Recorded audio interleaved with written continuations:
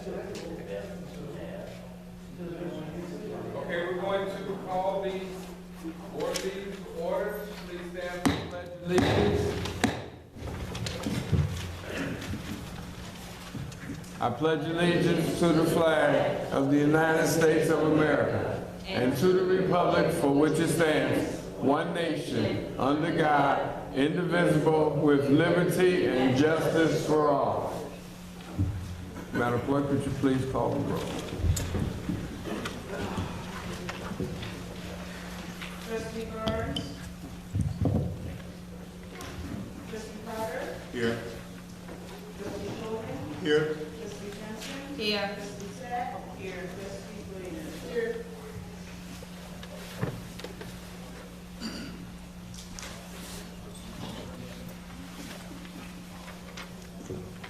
Okay, next item is approval of minutes. I'll ask for a motion to approve the journal proceedings for this.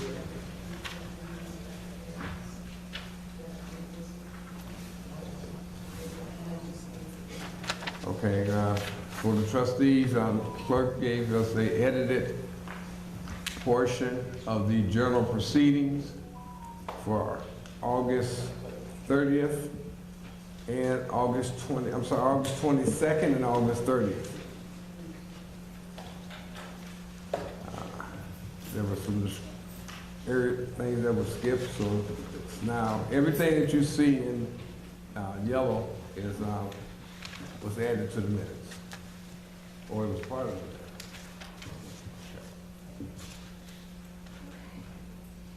I ask again for a motion to approve the proceedings of the special board meeting that was held August 2nd, 2023. So moved. Second correction. It was moved by Trustee Johnson and second by Trustee Williams. Are there any questions? Madam Clerk. Trustee Burns. Trustee Carter. Yes. Trustee Coleman. Abstain. Trustee Johnson. Yes. Trustee Sapp. Yes. Trustee Williams. Yes. Motion carried. I'll ask for a motion to approve the journal proceedings for this board meeting of August 22nd, 2023. So moved. Second. Moved by Trustee Johnson, second by Trustee Carter. Are there any questions? Madam Clerk. Trustee Carter. Yes. Trustee Coleman. Yes. Trustee Johnson. Yes. Trustee Sapp. Yes. Trustee Williams. Yes. Trustee Burns. Motion is carried. I'll ask for a motion to approve the proceedings for the special board meeting that was held on August 30th, 2023. So moved. Second. It was moved by Trustee Johnson, second by Trustee Carter. Are there any questions? Madam Clerk. Trustee Coleman. Yes. Trustee Johnson. Yes. Trustee Sapp. Yes. Trustee Williams. Yes. Trustee Burns. Trustee Burns, this is actually without notice. Okay.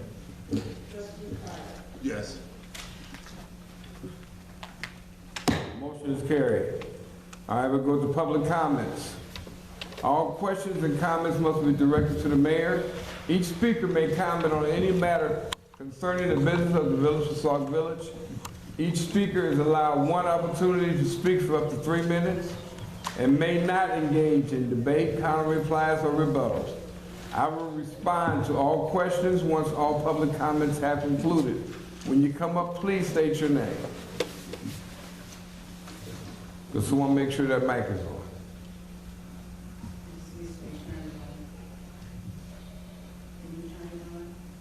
Did you? Can you turn on the mic, please?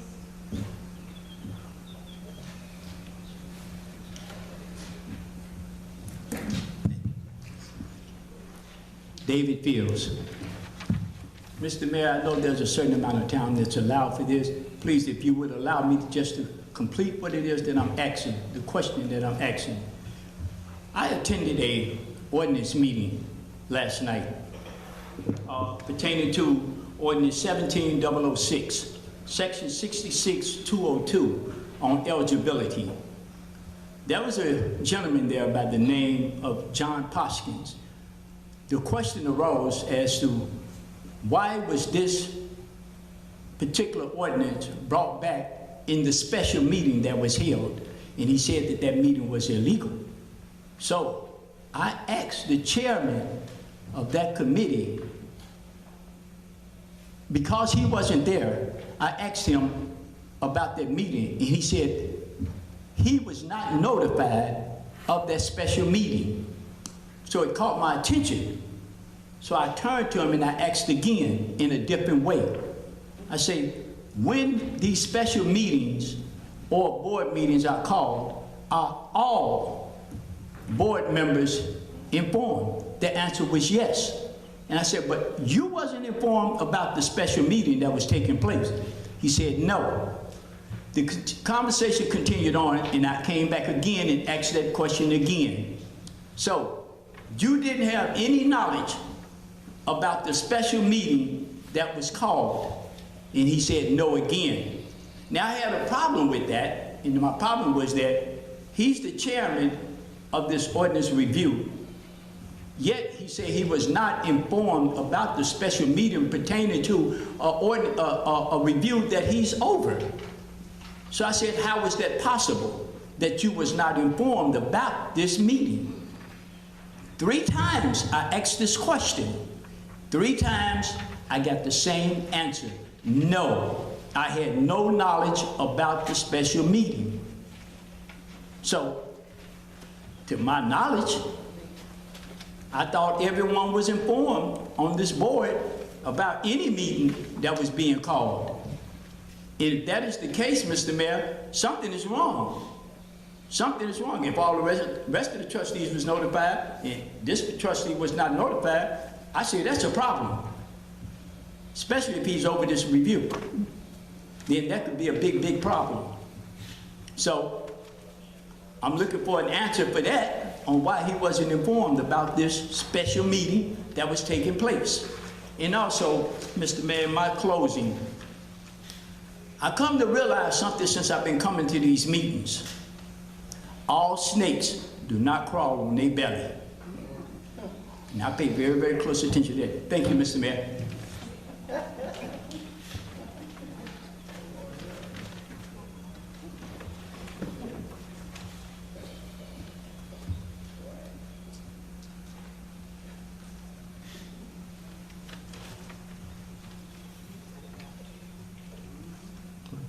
I am Francine Anderson. Mr. Mayor, I just have a couple of questions to ask and then statements to make. First of all, the comment is that I'm hoping that all of the new trustees were able to gather some new information and find some responsibilities or some kind of duties from IML that was enriching, that would help us with these meetings so that people can have a timely meeting and move forward and not keep us till 11 o'clock at night. The second thing is, I would like to know from the contact person for the Legislative Council, I have noted that he has not been present in the last few meetings. So I am interested in knowing if we are still paying them and is the trustees talking to them, not in a public meeting, but also in private settings, which is running their bill higher and higher and higher, but not in the presence of the citizens.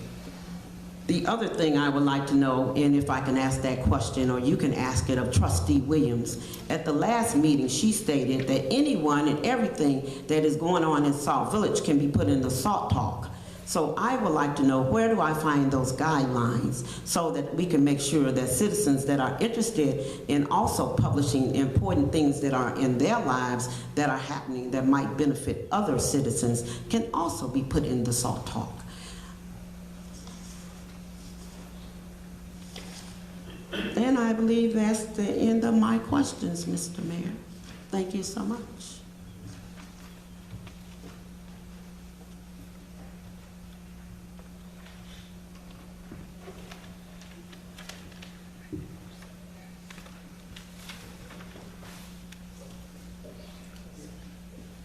How's everyone this evening? My name is Mrs. Camelia Ellis. I'm kind of tired too. I'm a resident of Sauk Village. I have a concern regarding a citation that was placed on one of the vehicles in my driveway. This one was referencing, this had taken place on September 20th, 2023 at 1:09 a.m. And this was under the section 74135. I know it's not the 80s, you know, a lot of people have like maybe 4 or 5 vehicles per residence, especially on the block I live. Maybe about 4 vehicles can sit in the driveway in addition to whatever's going on in your garage. So my concern is that my husband brought to my attention that he was given a citation on one of his vehicles because the way, he has 3 vehicles, by the way. So he has one in the garage, one outside, and one behind. My vehicle, I need to get in and out. So if I need to get in and out, I don't need to wait on him to move a car, especially if we're paying property taxes to park our vehicles. So I found a misconception for the section that was cited on the ticket versus what the other section, let me pull it up, let me go back to my section 82.366, where it's addressing where you can park in your driveway. So I do have my next door neighbor did not receive a citation. He does the same thing. We've been doing it forever. We're clearly residents for about 17 years now, and we never had this issue. So we're just wondering, can it be rectified? Because if there's a section that is speaking that you can park in your driveway, versus, you know, parking in your garage, but you can't park on the street when garbage days hit, you know, because if you can't park over the sidewalk, because that's what they're talking about in the first section I mentioned. But I can't park on the street because then then you want to give me a citation for parking on the street on garbage days. Okay, I'm sorry, what was that? Oh, okay, that's fine. So that's pretty much all I had to say. I just need to know, do I need to show up for court for something? And then too, on top of that, before I even go, we still have residents doing the same thing. So is our police department going to cite, you know, everyone every evening for the same thing? You know, I can look down the street, 2 doors down, we got people with 4 vehicles in their driveway, parking over the sidewalk. That's what the citation was referencing. So if that's an issue, we need to know in advance. You know, we've been doing this forever, and we do pay property taxes. And I think it's not a big deal to park over our sidewalk in our driveway. That's all I had to say. Thank you all for your time. Have a good one.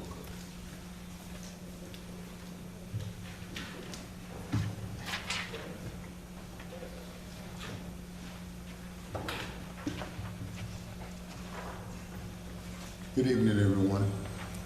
My name is Larry Sapp. I have a concern. I don't want to throw out any accusations or blame, but I'm concerned with the way the last special meeting went. The things that were on the agenda had been voted on the week prior to that, and I was looking it up, and there's a parliamentary procedure with regard to revisiting certain items on the agenda that had been voted up already. And then the next week, these same items were back on the agenda for a revote. I just want some clarity on how that happens. How do the board allow things to get revisited? What's the procedure for that, Mayor? That's all I want to know.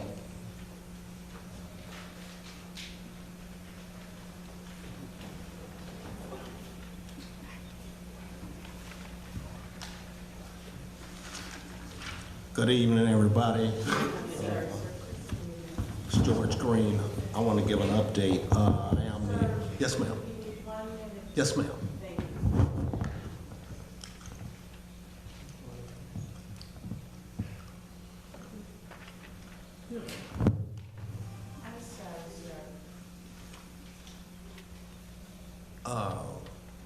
I just want to give everybody an update of what's going on. Could you give me your name? George Green. Okay. I'm the commissioner of our Sauk Village baseball. I'm also getting ready to start basketball in the village. I've talked to the commissioner in University Park, and we're trying to get basketball started here. We do have enough kids for the third and fourth grade team. I'm having trouble trying to get the 5th, 6th, 7th, and 8th grade kids to come out. So if there's anything we can do to get those kids to show up, that would be an asset. What it is going to be almost like a traveling basketball league, like we did with the baseball. We'll play different teams. We'll play different towns. I also wanted to say I didn't get a chance to do this. I want to thank the mayor for the August the 25th. August the 25th, the mayor invited the baseball team here. He wanted to give something from the village, and it was a little upsetting to come here and with about 30, 40 kids and their parents to come here and nobody showed up except for 2 trustees. That was a little bit heartbreaking, and it was a little insulting for our baseball team and for the village of Sauk Village. I think that those kids played hard for this village. They worked their tails off to do what they need to do, and it's nice for the village trustees to show up and just say thank you. Thank you for your time.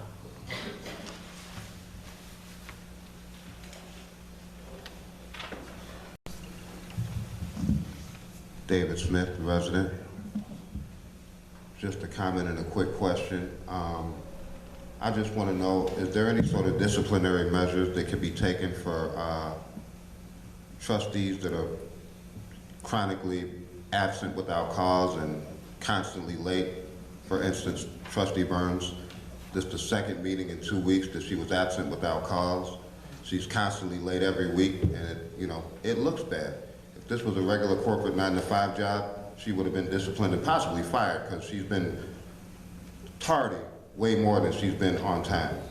And I can count at least 3 to 4 meetings that she's completely missed. So I'm wondering, what is the process to stop that type of stuff from happening? Because she took an oath to this village and everybody else that she was going to uphold certain things and fulfill certain things, and right now they're not being fulfilled.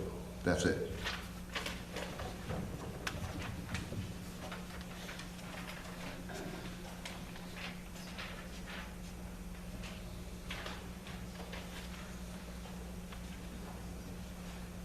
Good evening, everybody. My name is Bernard Barrett. I just got one quick question. Do the village have anything in effect for loitering? I got a lot of kids that be hanging out like on my property. And is it enforced? Because I'm kind of getting sick of it. That's all I got.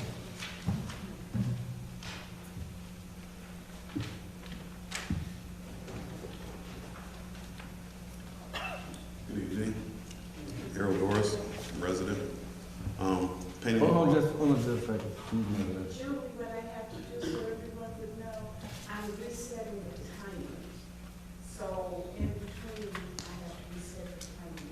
And I need that time so I can take away from your. Understood. I usually give a 9. I'm sorry. I usually give a 9. Okay. All right. I'm giving a 9. All right, I'll start over. Good evening. My name's Harold Doris. Just wanted to kind of like paint with a broad brush here. One of the things that was eating at me and kind of concerned as someone that's lived here for over a decade is the absence of a grocery store here in the village.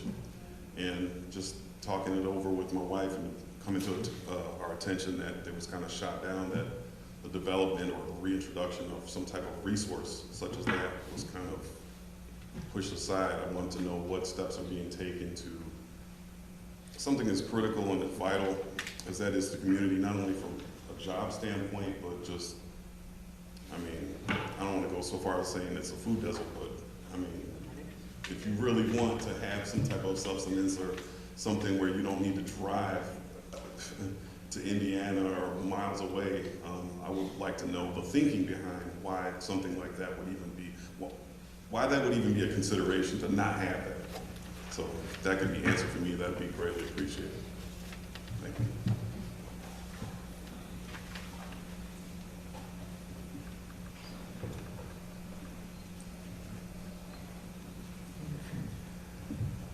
Is that it? Or was the 2 pages already? Okay, let me, I wrote most of it, I wrote everything down. Now I gotta go back to read my own handwriting. The first item was about an illegal special meeting. There is no such thing unless it's called without notice. So the special meeting was called legally. And if someone didn't show up, I can't answer that for them. But if most of the trustees got or showed up, that means that they did receive, and I don't see why all of them didn't, so I can't answer why another person didn't get notification for that. But the meeting was legal, the special meeting that was held.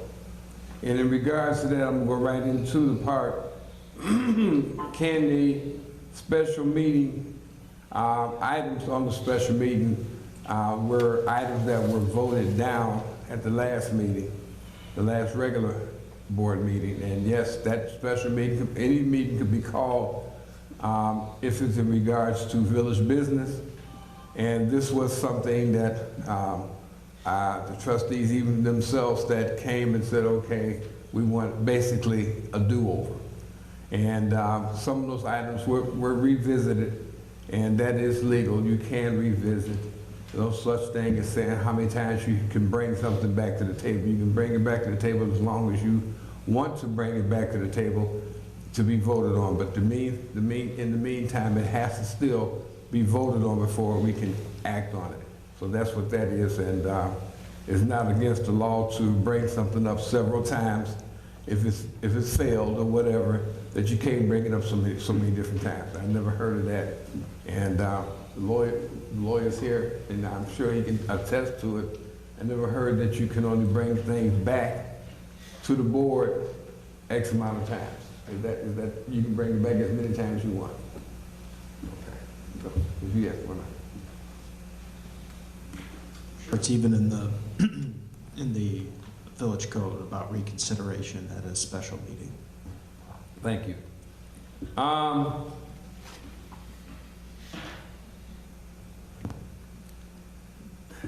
Okay, in Sauk Talk, the paper is usually about things that I would think that would be a plus for village business.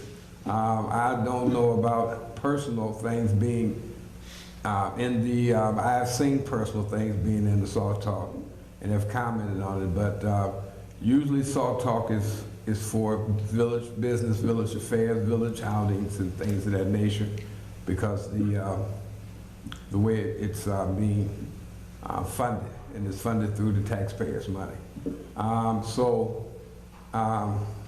sure that's going to be taken into consideration from here out. It should be something, instead of it being a personalized item, it should be something that's going to enhance each and every person, each and every resident that's here.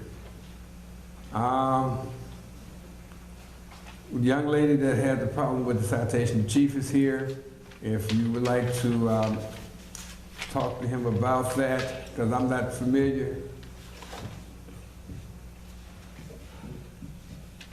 I'm not familiar with everything that goes on, but there is a, I guess, a citation for parking on the sidewalk, and that's the call of the officer that does that. But there are, I do know that I've had many times where people came and said that I got a ticket for parking on the sidewalk. So court is, as a matter of fact, court is not this Wednesday, not tomorrow. It'll be next week, next Wednesday, so court will be there. But if you'd like to talk to the chief after the meeting tonight, I'm sure he'll be able to explain a little bit more than I am as far as the citation for that.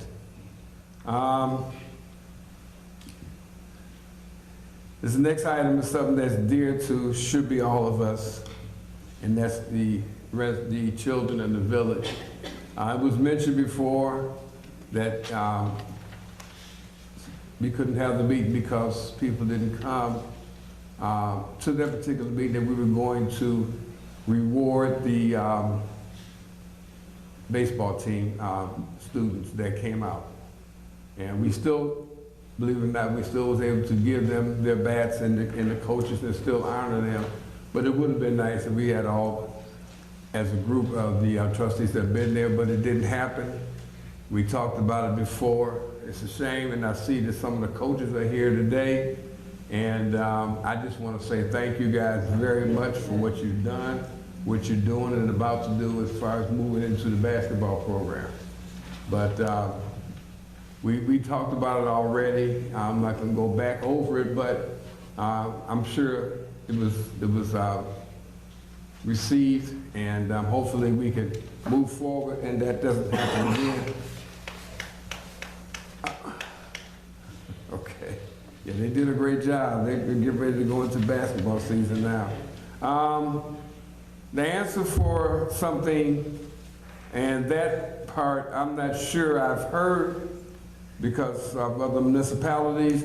Can a trustee be disciplined for not coming to meetings? No, they cannot be disciplined, but if they miss so many meetings or whatever, I think there's something that said about absence. There's an ordinance about absence. If they're not here, is their seat considered vacant? So that's something that I will look into along with the lawyers to find out, because I do remember that if you don't come for so long, but I think it's consecutive. I don't think if there's you come this month, don't come next month, or whatever the case may be. I think it's something that's consecutive, and they can make that seat vacant. As far as the person about the loitering on the property, the same thing. If you see loitering and the people are standing on your property, you ask them to leave, they don't want to leave, yes, you can call the police. That's what they're there for. Don't try to take matters in your own hands, because then things get heated and then we'll have another problem. So don't put your hands on them. If you can ask them to leave, they don't want to leave, okay, we can call the police. That's what the police are there for, to get ahead of the things before it gets out of hand. And the final item was when someone asked about the grocery store. Yes, the grocery store was voted out at the last meeting. And the person that was bringing it, first of all, he was a person that deals with real estate. That's what you had to get through first before you can get the store. Get the grocery store, is get the property or get the real estate. Either someone to buy the property or someone to buy the land itself so it can be developed. That person, I tried to call several times, had other people call several times, is no longer interested in dealing with the village at this time. Not saying it won't happen or he won't get involved afterwards, but this person we had looked at and saw he had great credentials. He had brought in something like 20 stores throughout the Southland, and it was a person that knows what they're doing. And the money, ironically, to pay that did not come from the taxpayers, it was TIF. It was coming from our TIF. I'm not saying that at any point in time going further that we would have to pay, but right now, everything to do with that was going to the TIF, because we was hoping to get the store in the TIF, so right now it wasn't going to be anything that was going to be taxpayer money. It was going to be paid for by the TIF and the TIF buildings and owners that are over there. I think that's it. I think that's it. Okay. Moving on. Reports. Reports of the officers and mayor's report. I just have a few things that I just want to put out there. We just talked about some of the things. I didn't know these questions were going to be asked, but just give a reminder that there's no parking on the street on garbage day. That's when your garbage is picked up. If your garbage is picked up on Tuesday, there's no parking on Tuesday until after 6 o'clock of the day that the garbage is going to be picked up. Now, if it's going to be picked up on, it usually gets picked up on a Tuesday, but it's going to be picked up on Wednesday because of a holiday, then quite naturally, it will be Wednesday that you cannot park. Just got to talking about the basketball program. I'm hoping that we can still get some more. As stated, there's 6th, 7th, and 8th graders that need to be, 5th, 6th, and 7th, okay, they need more people. So I'm hoping that we can get some more, 5th, 6th, 7th, and 8th, yeah. Hope we get some people to sign up for that, because it's a very good program. It's played here in the gym now. I understand there's gonna be traveling. So if there's gonna be traveling, we need to talk about that, and that's gonna make it much more interesting. Because traveling basketball is a little bit different than just having basketball right here. So that's something that I would definitely talk about now. Once I find out more about it, I'll bring it back to the board in regards to that issue. Trunk or treat. Trunk or treat to be held October 28th here in the parking lot. That'll be on a Saturday. So we have it every year. I don't know which parking lot we'll be using, the one that's in front of the senior center or the one that's on the side of the village hall. More than likely, whichever one that's going to accommodate the cars that'll come out there. But all people are invited. Come out, dress your car, bring your candy. No loose candy. I'm going to be mentioning this more and more as we get closer. No loose, everything we give out, I want it to be packaged. Even if it's apples, I want it to be packaged. I don't want to give out anything that's loose, that does not have a wrapper on it. I'm just against, I'm against that. I think all parents should be against that too. So I would like to have everyone that gives candy out to have it packaged. The hours for trick or treat would be from 3 to 6. I think I said 4 to 7, but I see that it is from 3 to 6, and that'll be October 31st. Trick or treat will be 3 p.m. to 6 p.m. on October 31st. Okay, I'm getting ahead of it, but I'm just letting everyone know about the Veterans Day celebration, which is held every year on 11/11, on 11 at 11, the 11th of the month, 11th day at 11 o'clock. So it's 11, 11, 11. And we have it right here in the rotunda. And then we have a lunch that follows the celebration next door at the senior center. So all veterans are welcome, and I say all veterans are welcome. The food pantries, I'm sure that by now everyone should know, but if you don't, you can call 708-753-5119, 708-753-5119 for more details. But I do know that there is numerous, I think I know of 4, but it may be more, but anyway, please call that number, or after the meeting today, I can probably get the other ones for you.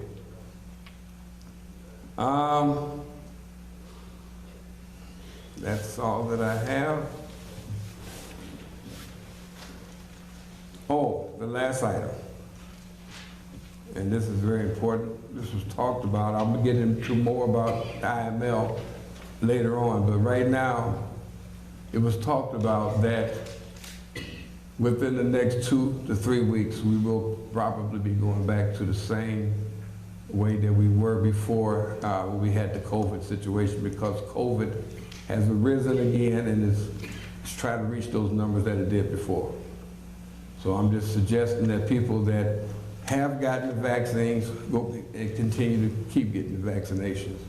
And if it gets to that point, the governor will issue, as he did before 3 years ago, we will be wearing masks, and certain things will probably go back to the same way it was as far as having meetings and things of that nature. So just be prepared, prepare yourself. I kind of figured it was going to happen because it usually rises when it starts to get cold outside. So just wanted to bring that up, be prepared, because it's on the horizon. All right. Next item, Madam Clerk. Thank you, Mr. Mayor. I would like to piggyback off of you're talking about COVID, making a resurrection. And just to let you know that we are working with the village of Linwood, as we did before, to offer vaccines and boosters. So once we have a confirmed date, we can come back and let you know that. I would also like to report that the tax appeals forum is scheduled for Thursday here in the Rotunda at 6 o'clock.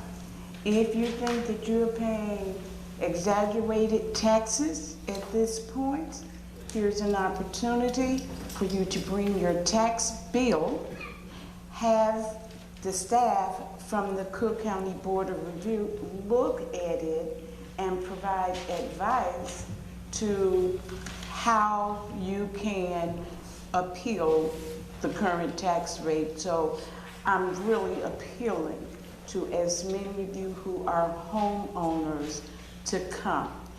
If your taxes are very low, still come. Share the information with some of your neighbors whose taxes may not be very low. They're planning, they meaning the Board of Review, they're hoping for 200 people. That's not all people from the village of Sauk Village, but it's for the entire Bloom Township area. I would really appreciate it, but 75 would be worth their effort of coming out to Sauk Village to provide this service for you. I'm off of that bandwagon, and now, Mr. Mayor, I would like to give my report for attending IML, which took place last week. I attended 11 sessions throughout the course of the IML conference, 921 through 923. I did not, and I'm not reporting on each one of them. It's just certain ones that I thought were really applicable where I'm concerned and or the village is concerned are the ones that I went to and took note of. What I really meant is I did not make copies of every one. On the sheet that you have, the cover sheet, it lets you know which sessions I went to and whether or not you can visit the IML website for their handouts and or if I share them. The very first session that I went to, and I mentioned this to you last week, that it was of great interest to me simply because Sauk Village was the very first case. It was looking at tort immunities. And it was a case that we had here in the village in 2022 where we attempted to get tort immunity. And on the document that I have for you, trustees, it gives what the meaning of tort immunity is, if you don't know. If you do, I'm not trying to put anyone on blast. But we had a case, Robinson versus Sauk Village in 2022, and our tort immunity did not prevail. Typically, when you ask for tort immunity, it is because an individual did not necessarily know what they were doing, and or for local governments and everything, their staff, and in this instance our police officers, acted in a way that they thought was in the best interest. Well, they did prevail up until it was time for them to go to the appellate court, and then that's when it was reversed. Another session that I went to was on signs and billboards, and you know I thought that was important, seeing that we've been trying to get digital signs here now for like the last 3.5 to 4 years. And what my takeaway from that one was, we need to constantly look at our ordinance.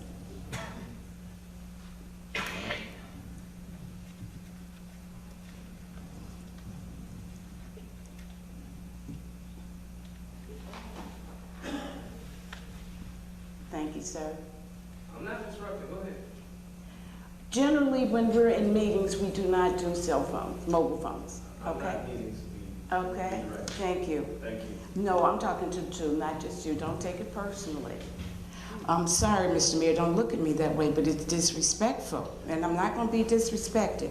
Okay, so we've been looking at signs and billboard ordinances for a while, and one takeaway was that we need to continually to look at what our ordinance says so that as we look at changing ordinances, we are following best practices as well as the state laws. So that's one reason why I brought that back and asked that, you know, we sort of tune in on that.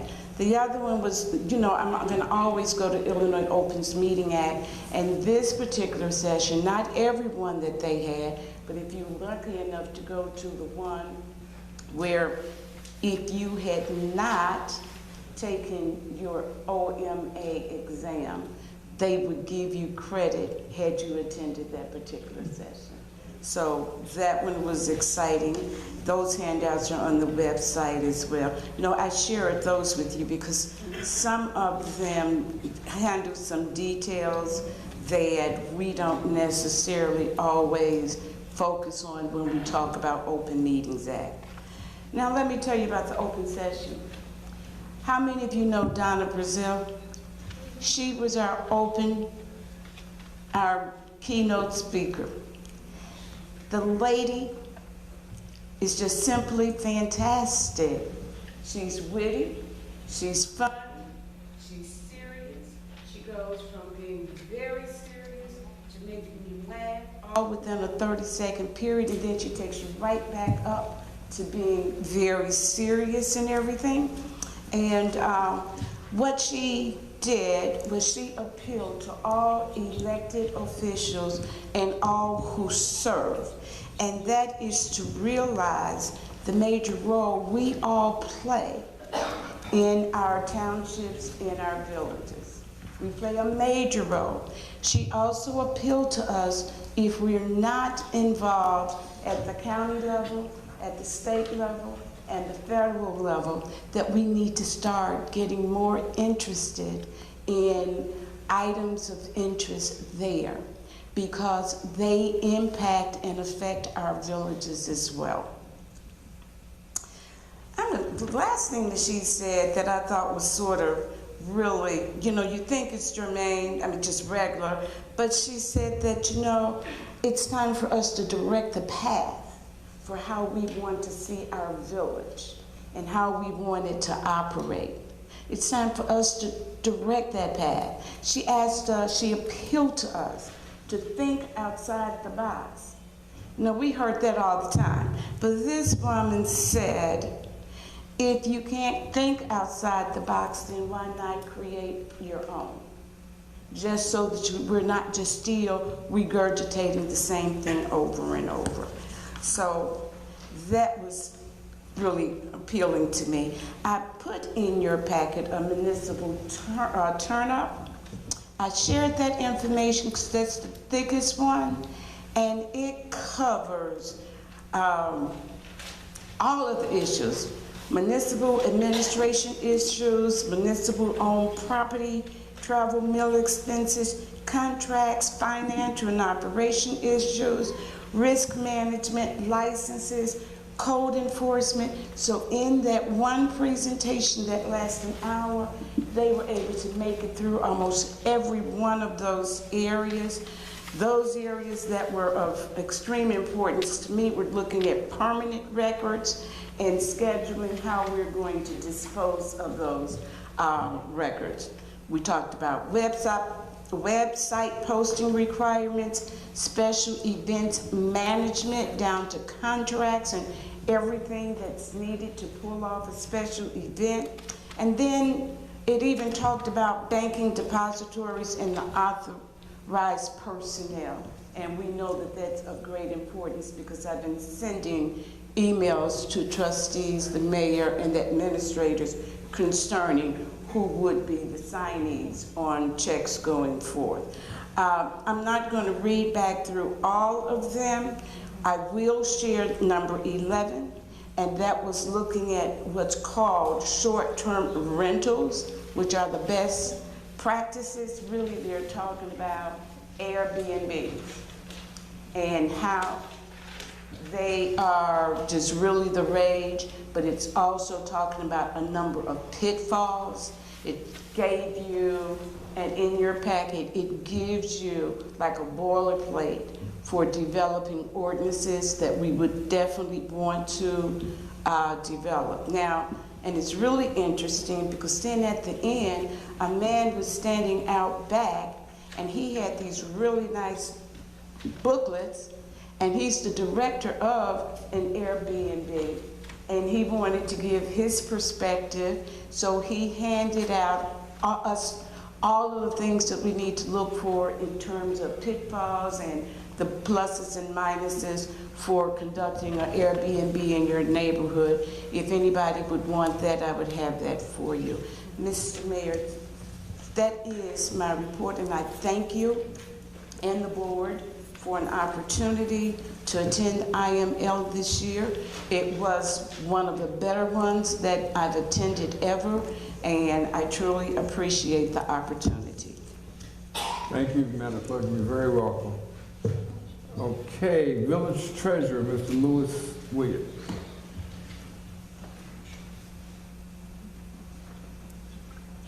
Good evening, Mayor, Trustees, Madam Clerk, Department heads. The general fund cash available for general fund operations is $2,450,201. Does not include restricted funds. That's the extent of my report. I have again looking at the budget numbers to review and also looking at things in terms of substance, how we can present financial statements next month for the first 5 months of the year. But I will let the finance director update you on that. Thank you. Okay. Corporate Counsel, Attorney Dan Bowles from Ansel and Glenn. Thank you, Mayor. No report. Okay.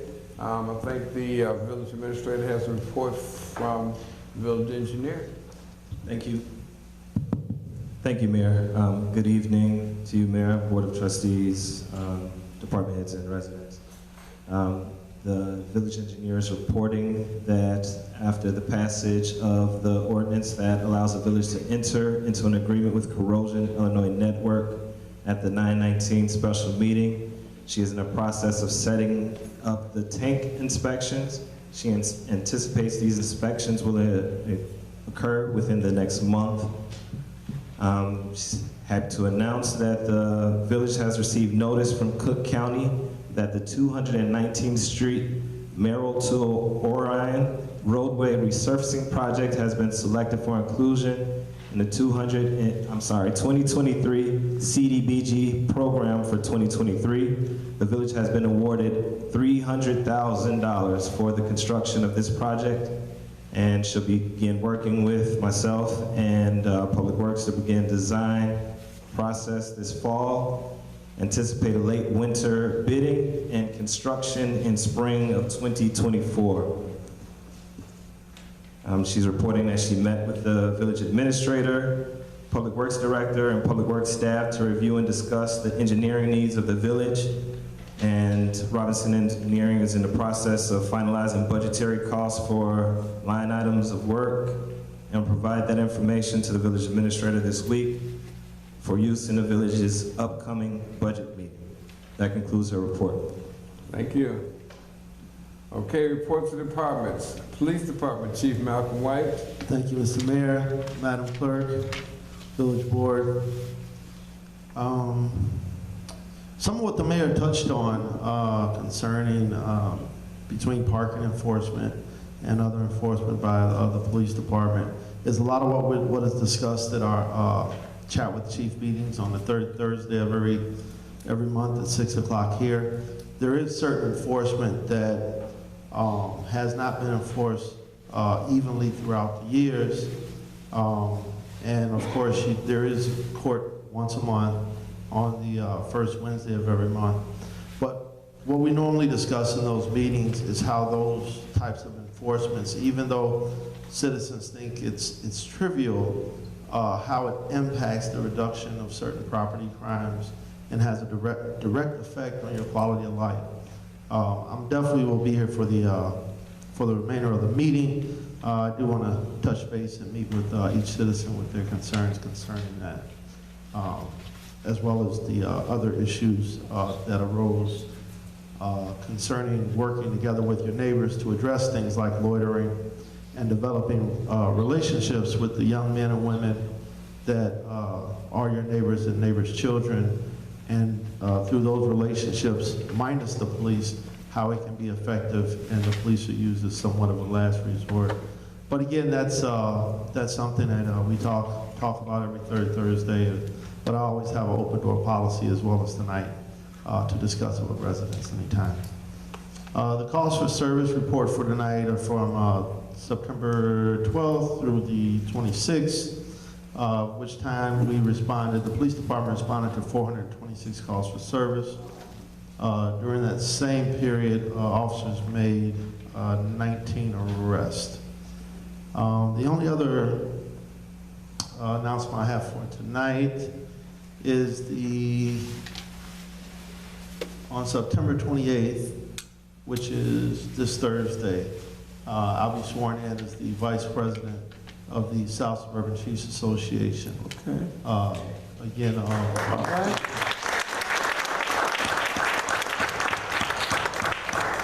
it's a total 4-year commitment. I was elected to the board 3 years ago. I did jump one position because we had a retirement. But what that means is I'm on an executive board that represents 65 police departments in the south suburbs, south and southwest suburbs. That network of South Suburban Chiefs is how we get our additional resources. And that means that this town has leverage that other towns do not have when you have a member on that executive board. We establish policy for everything from the SWAT teams to the Major Crimes Task Force to the mobile field force that handles riots. It's numerous resources that's connected to South Suburban Chiefs Association. And I'm very proud to represent the Sauk Village Police Department on there. That will happen this Thursday at our luncheon, and then they'll have a formal ceremony sometime in October. Mr. Mayor, Village Board, Madam Clerk, that concludes my report. Thank you. Thank you. That's a great honor to be involved and to do that. South Suburban Chiefs are very important, as I said, South Suburban area. So to be elected the president, I mean, you must be doing something right, but you already knew you could anyway. So I just wanted to say congratulations again, sir. Fire Department, Chief Stephen Barrett. Thank you, Mr. Mayor, Madam Clerk, Board of Trustees. Congratulations, Chief Malcolm. When I get older, much older, I want to be just like you when I grow up. Yeah. Minus the bald head. For the period of September 11th through tonight, the Sauk Village Fire Department responded to 100 calls for service, which include a structure fire that we had last night. I do want to say this, that I can be more proud of my guys, my team. We were able to extinguish the fire, and it wasn't a small fire. It was a pretty good fire, and we was able to extinguish the fire before our mutual aid companies got there. So I am extremely grateful for my guys for their hard work and dedication. I know sometimes it feels as if it goes unnoticed, but I just want to get it out there to them that they're doing an amazing job, and I want to say it publicly. Thank you. I told you I was going to get a round of applause before. Just a quick reminder, with that being said, please, I am really beseeching you this evening. There is no open burning. I've been saying that since the beginning of spring, and I'm going to say it now because I know with the weather changing, a lot of people wants to be outside and do bonfires and all of that type of stuff. There is an ordinance against it. In Cook County, it's completely illegal to do open burning. If you're gonna have a burn pit, we ask that you make sure that you have a lid over it, that the embers is not able to escape. What you have to understand and take into consideration is that your neighbors, our houses are a lot closer, and so with those embers going, you can easily set your neighbor's house on fire. And to me, that's very, very inconsiderate. So I ask from the deepest circumference of my belly this evening, please don't do that. Especially with the leaves that's beginning to fall, is the worst.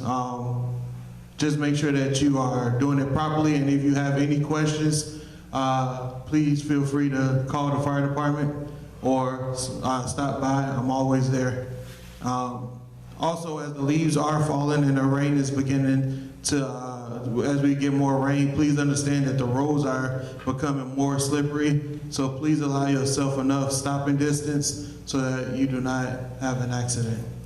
And finally, Fire Prevention Week begins the week of October 8th. The Sauk Village Fire Department will be hosting our open house on Saturday, October 14th. We will have our annual chili cook-off, games, fun, and also we're gonna do our File for Life for our senior citizens. So this is an opportunity to come out, see your first responders, see our new ambulance staff that we have that's here to take care of. So please come out and have fun with the Sauk Village Bravest. And as always, stay safe and God bless. That concludes my report. Thank you, Mr. Mayor, Madam Clerk, and Board of Trustees. All right, thank you, Chief. And we appreciate you too. Okay, Finance Department Director Renee Lewis.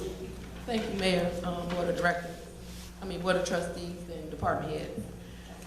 Like the Treasurer stated, we have started the budget process, and now that we are back from IML, we will continue our meetings with the department heads to get the budget in order and to have our budget hearing. And also, IML, I wanted to say it was a great networking event and also very informative. And that concludes my report. Okay. Village Administrator Director Timothy Williams. Thank you, Mayor. Thank you, Mayor. You have my report in front of you. Some of the highlights had a pretty robust come to Jesus meeting with Safe Built executive staff last week before we went to IML to review the contract with the village, their scope of work, and improvements to the building department service delivery. This week on Thursday, myself and a couple other department heads will be demoing a digital platform that they're offering at no additional cost. It's already a part of our agreement that will help us go to a digital platform for inspections and reporting, and hope to bring some efficiencies and alleviate the manual paper processes that tend to cause some inefficiencies in the department. So looking forward to doing that with that software platform. Next, we're planning on Old Plank Trail open house community meeting on October the 25th. There are flyers in the back. This is going to be a meeting for our trail consultants to discuss the project, get some feedback from the community, and make some awareness, give them some awareness about the project. Thank you, Mayor, for executing the IGA, the Intergovernmental Agreement with the Regional Transportation Authority for the grant-funded Transportation Corridor Plan, in which we're looking at portions of Sauk Trail and Torrance Avenue. The goal for this project is to develop a plan to enhance pedestrian, bicycle, and transit accessibility and to improve transportation safety for all road users. And so there will be an award for a consultant on that project in the coming weeks. Do I have a copy? Last week, I received notice that the village was awarded $337,000 from the Illinois Housing Development Authority, the Strong Communities Program. These funds are earmarked for the next phase of our community revitalization efforts to return approximately 70 vacant residential properties to productive and taxable use through acquisition, and some may need demolition. And those cases are moving forward. Currently, there are 48 cases that have been filed. So we received these funding. This was round 2. This is the 3rd round of funding that the village has received. Round 1 received $125,000. There was a 1.5 round in which the village received $234,025. And so most of these funds are going towards acquiring the properties through the judicial deed process in the 6th District Court. That concludes my report. Thank you, Mayor. Reports of committees and commissions.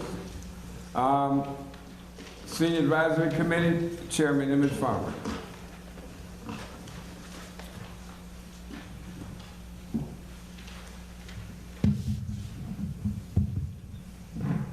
Good evening, Mayor, Village Clerk, Board of Trustees, all department heads, all the residents. Our report for the Senior Advisory Council for tonight, Tuesday, September 26th. Our next meeting for the Senior Advisory Council is Thursday, October 12th, 2023, 5 p.m. in the Senior Center, and all are welcome. Times for game night are from 4 p.m. to 8 p.m. every second and fourth Friday. Make sure you come out and join us for games such as Bid Whist, Bunko, Dominoes, and more. The Bid Whist, now the committee has put together a little contest, and they do a award every month, prizes.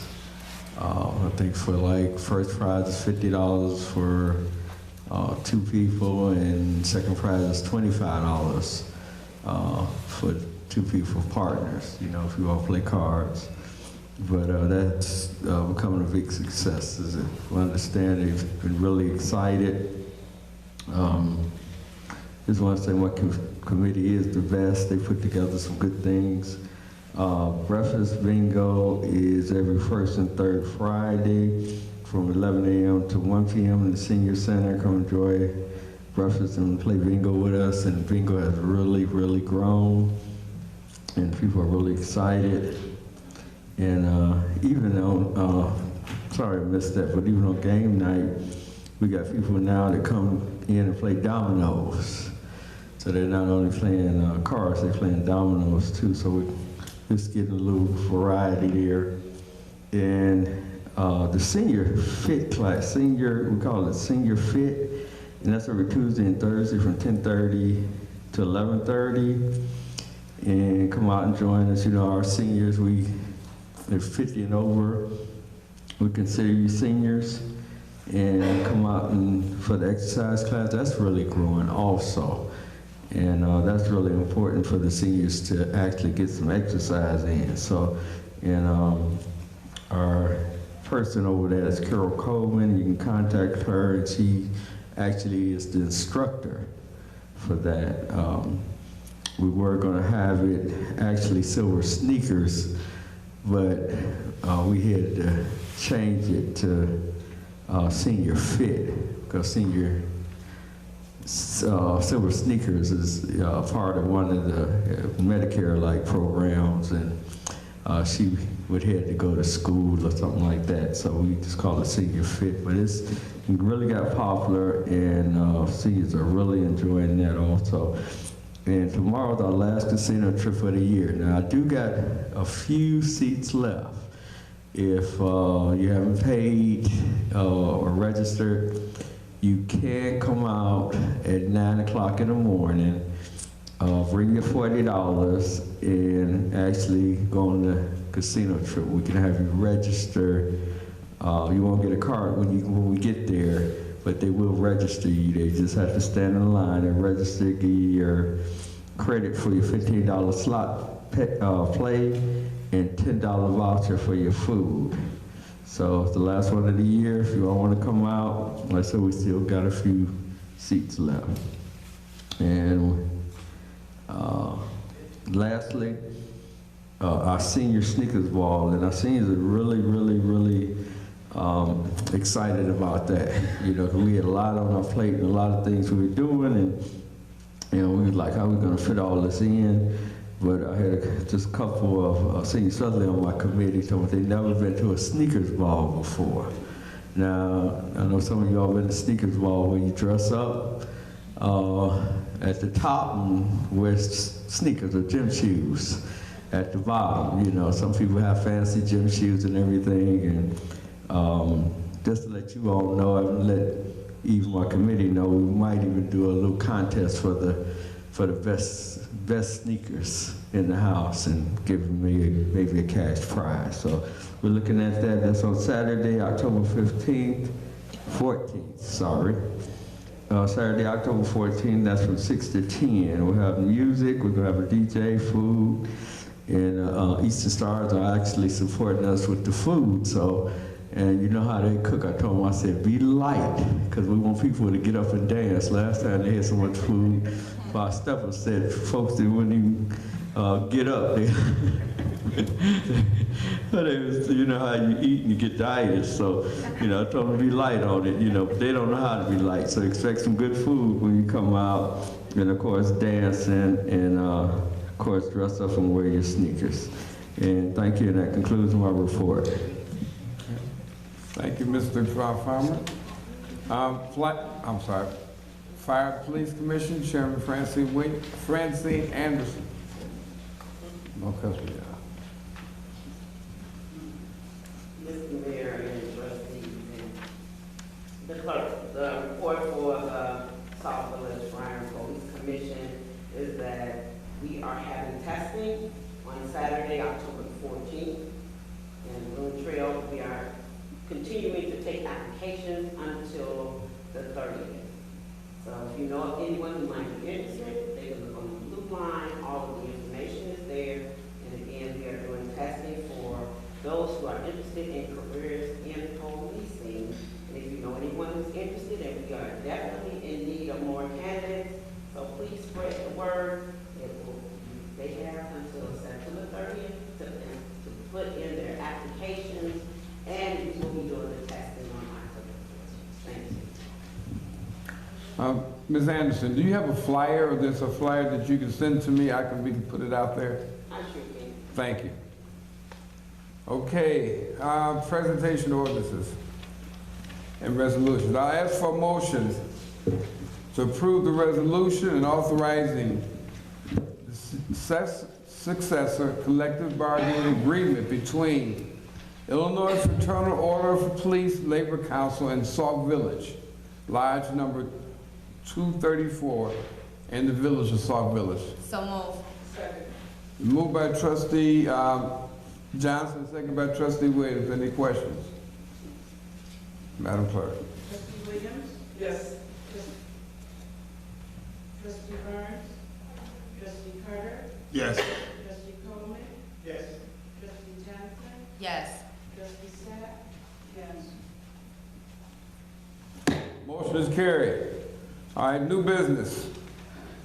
I'll ask for a motion to approve transfers, payroll, and accounts payable distributions in the combined amount of $553,452.81.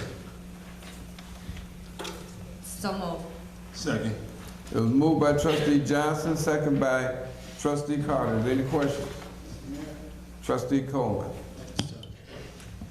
I'd like to amend, I would like to approve the accounts payable in the amount of $531,287.81, removing from line item 10000572600 with invoices 2167 through and including 2184, dated April 21st, 2023, through and including August 18, 2023, respectively, in the total amount of $22,165, which would,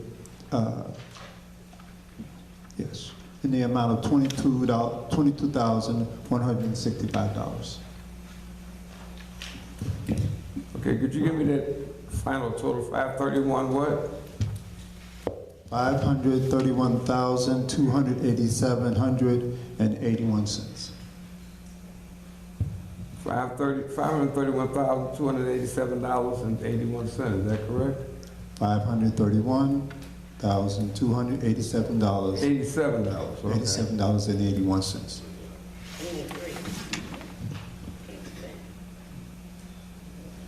Mr. Mayor, Trustee Williams.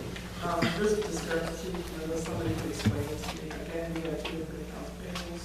The first one we received was in one amount, then we got another one. We also got upgraded notes that we were adding, Denson for $77.4225. And then we got another accounts payable that said we were adding that plus Robinson Engineering invoices from 2022 and 2023 in the amount of $15,000. But if you add those two items along with what the original accounts payable was, it doesn't add up. I'm still missing $4,222.44. We really need to know when we get an accounts payable what the differences are, rather than have to go through these line by line. But we did identify two of them. But unless my math is wrong, if you take the first accounts payable and you add these two additional items, it would come up and it does not agree with the total of $553,452.81. I'm missing $4,200. I was wondering if the finance director, the village administrator, can tell me where it's at. Okay, so you're telling me we do have a motion on the floor to accept the 553, and then there was an amendment to make it 531. So, I'll ask the finance director if she has a final total, and if what we're talking about, if that's applicable, or is it a different amount? So I would have to look into the 4,000 that Trustee Williams is asking. The reason you received another updated report because you asked for us to update you on what was added to the accounts payable, and that's what the AP person did. She updated that she added the 15,000 for Roberts Engineering. Okay, so is that on the 15,000, is that inside this, okay, so that's included with that? Yes.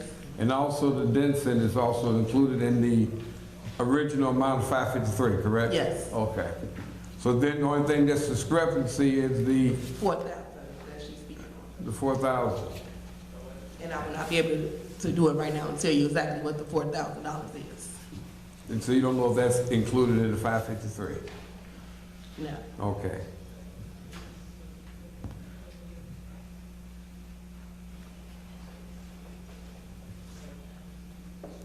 Oh. She want to know what's the actual vendor. I won't be able to tell No, you. no, I understand that. Trustee Williams, you said there was a $4,000 discrepancy? If you add to the original accounts payable, we received the $360,234. If you add the two updates that we received, that total is $263,662.42. And according to the recent accounts payable we received, for just the accounts payable, it was $387,884.86. If you subtract this from that, I have $42,22.44. Okay, I know I think you're referring to the first accounts payable that had, but it didn't have that was just the payroll. No. And because it was $362.34, is that what you said at the beginning, correct? The accounts payable, on the one that's listed horizontally that we received Yes. in our packet. Yes. The accounts payable itself, not including payroll, is $360,234. Correct. Right. And if you add the two items, and I'm glad to see that the items have been broken out, any additions we should see separately, and we do have two additions. However, if you add those two, that total, $360,000, you get $383,000.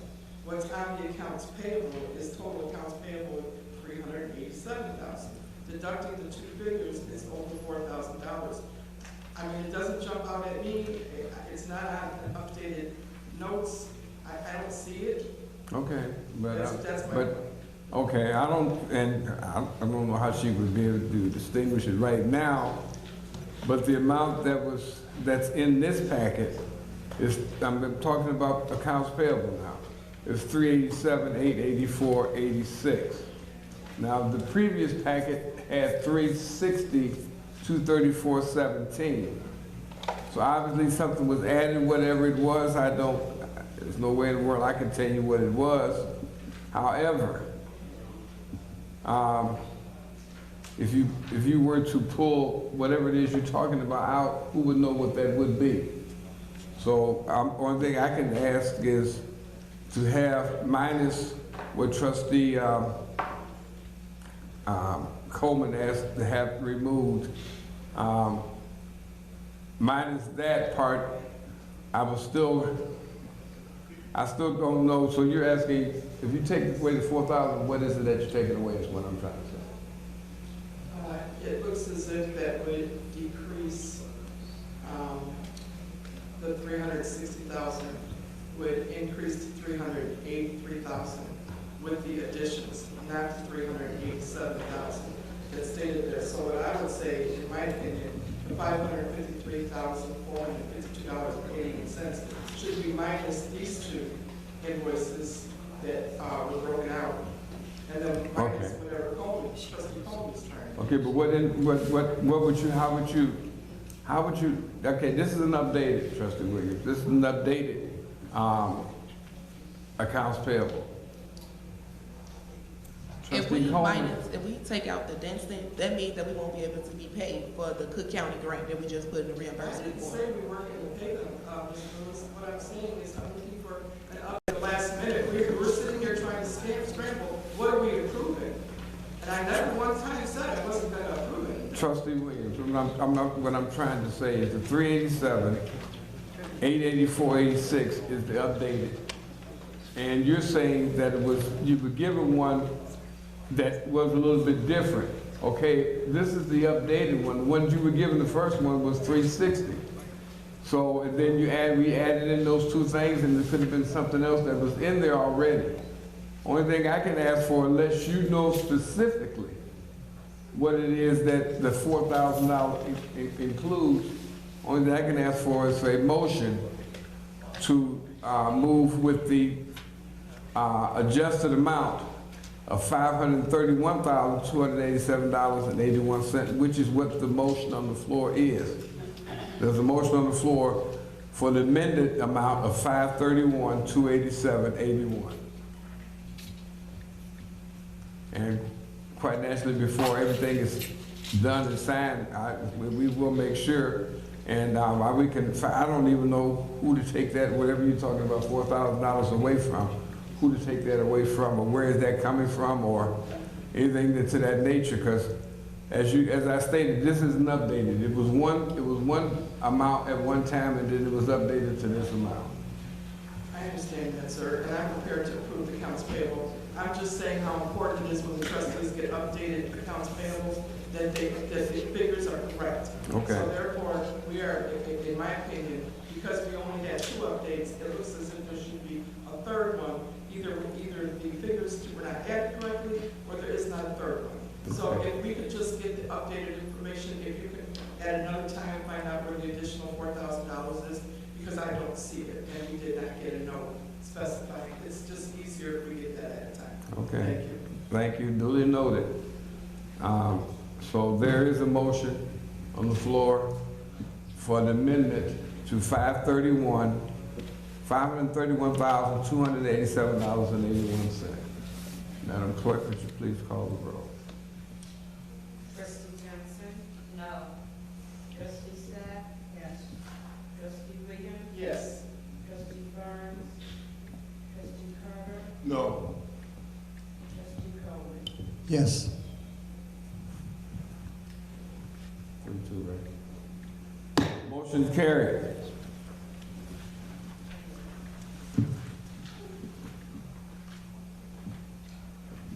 Okay, reports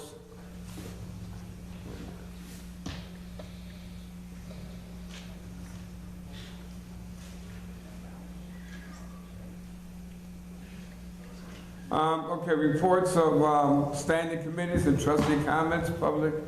Council safety is not here. Public services, Trustee Raymond Johnson. Good evening, everybody. Public Service Committee will be holding their October Halloween party for the children, October 31st. The start time will be at 4 o'clock to 6 o'clock. The next session will be for the teenagers from 6 o'clock to 9 o'clock. Anybody that's interested, please come see Radonna Brown. She's sitting up in the back. Radonna, please raise your hand. And she will give you her contact information. All kids are welcome. At this time, Mayor, would you mind if I read off my 2023 IML conference report? Hoping that you would. From September 21st through September 23rd, I attended several classes at the IML conference. I learned a lot about the rules and regulations regarding how to properly govern a municipality. My first class was on ethics for government leaders. In this class, I learned what prohibited political activity is. The best practice is to never utilize village resources in any way when dealing with elected items. Also, never utilize village resources for personal use. I learned that as elected officials, certain gifts are banned from being accepted along with what a prohibited source is. The best practice as an elected official is to always pay your own way and always keep your receipts when dealing with prohibited sources. My next class was on the Open Meetings Act and the Freedom of Information Act. During this class, I learned the difference between the regular meeting and a special meeting. I also learned what documents can and cannot be submitted to a FOIA request, along with the time frame in which these documents must be provided by the village in the event of a FOIA request. I attended a State House briefing with legislators and was able to hear State Representative Anthony DeLuca speech. Representative DeLuca served as a mayor of Chicago Heights for 6 years. As mayor, DeLuca cut wasteful spending, reduced payroll, balanced the city budget, and improved public safety in Chicago Heights. My next class was on how to address, control, and overcome the not in my backyard narrative. Not in my backyard can be a familiar phrase when new developments or projects may come to the village. Community leaders have a duty and responsibility to inform and educate residents about proposals under considerations and how they can impact daily life and the community. Through these establishing open communication lines and throughout engagement, fears can be eliminated and we as elected officials can gain control of the narrative. I'm glad that I was able to take advantage of the opportunity to learn so much about these topics and more. I'm so looking forward to next year's conference to continue my growth as an elected official. Thank you, Mayor and Madam Clerk, for inviting me to those sessions for IML conference. Thank you so much. My next announcement will be my next meeting for public service will be held October 25th at 6 o'clock right here in the Rotunda. Thank you, everybody, and that concludes my report, Mayor. Okay. Ordinance review, Trustee Coleman. Thank you, Mr. Mayor. Board of Directors, trustees, department heads, and residents. I'm going to speak on my committee meeting I had on last night. Last night, as one of the public comments made mention that there was a special meeting that was here that I didn't know about. And for that reason, I wasn't here to attend it. And one of the items on that special meeting had to do with an ordinance that had been before my committee, and that is what we were talking about. That particular ordinance involved the honorary street building plaque designation program. This particular ordinance review item has been before my committee 3 times.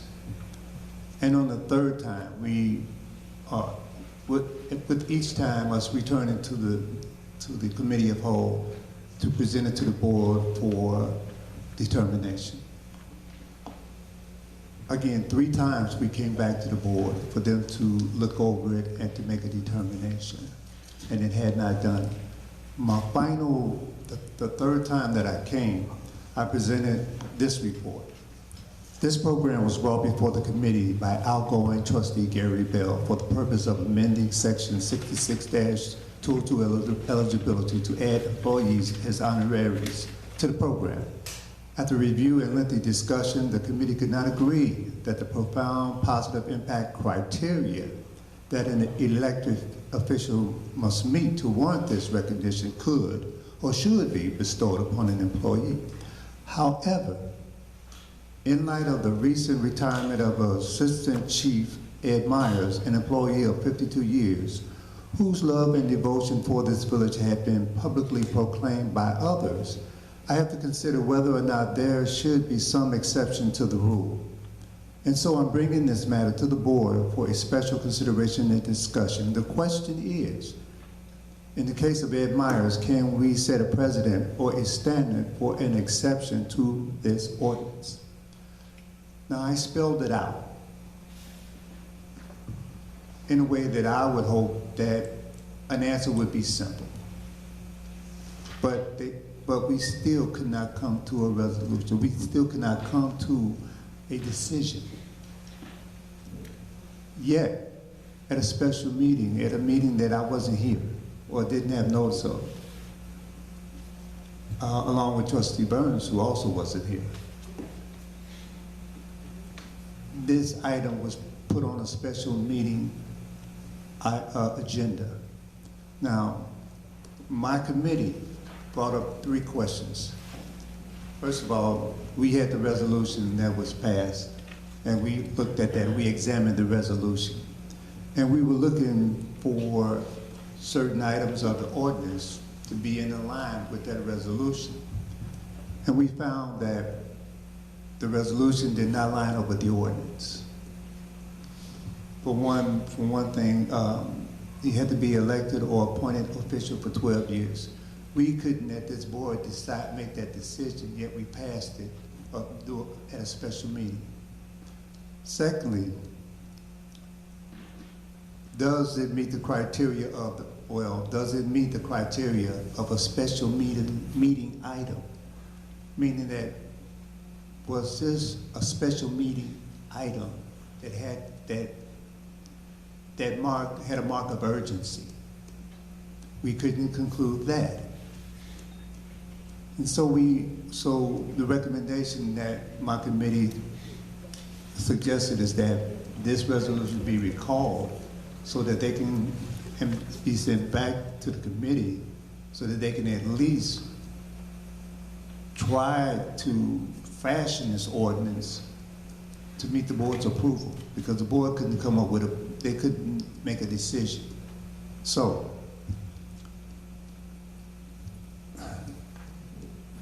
my committee is Ordinance Review Committee. At least give me the decency to make sure that I get notice of a meeting where I have an item that pertains to my committee. I think it would be only fair. The problem with this is just like the problem we've been having lately. Whereas it's okay for you, but it's not okay for me. We gotta be careful. If we allow something like this to go on, we are setting a dangerous precedent. Okay? Now, I like Ed Myers. I think he's a great guy, and I wanted, as I stated in this report, that we wanted to consider it, give it consideration. But this board did not do that. Yet at the same time, at a special meeting when I don't think this is a special meeting item, it was passed at a meeting that I didn't get notice, so I couldn't attend. So that's one thing. Also last night, I witnessed a defiance by the mayor, a defiance by the mayor in that we, the board, had made a determination that a person whose contract had been resolved, had been expired, we deemed that person or that position not needed. And that person need not come to this village to work because they are not employed. But I found out that they are still here. Another thing, our mayor has been lamenting over an opportunity, so-called opportunity for us to get a grocery store. And I gotta tell you, he's being, or in my opinion, it's a bit disingenuous.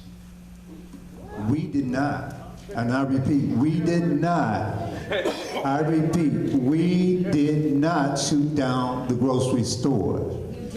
What we did was we shot down a $25,000 feasibility study. A $25,000 feasibility study. We've had 3 feasibility studies in the past 6 years. One being the first comprehensive plan, that's 6 years old. That made a determination then that we did not, it wasn't feasible for us to have one. We did another feasibility study in 21, same results. The last feasibility study said, citing a traffic study, that the traffic flow wasn't enough for us to have a grocery store. The fact that I know we all want a grocery store, but the mayor needs to tell you the truth that we don't qualify for one yet, okay? Now every time around this time, in 4 years of tender, we get a lot of campaign promises, okay? We get a lot of campaign promises, one could be, oh, we're gonna get you Lake Michigan water. The next one, oh, we're gonna get you a new grocery store. And there are a few other campaign promises, buzzwords that are going around. You need to recognize what's being told. You need to know the difference between somebody being sincere and someone blowing smoke. Okay? Now someone is trying to tell the truth. Okay. And the mayor knows the outcome of these feasibilities. He already knew. The problem we had as trustees that we didn't want to spend $25,000 for a feasibility study when we don't even have a budget. Please, people. Are you going? Go ahead and finish. Are you through? No, I'm not finished. Okay, well then go ahead, sir. Okay. And we didn't shoot it down. We did not shoot it down. We wanted more time to think. Okay?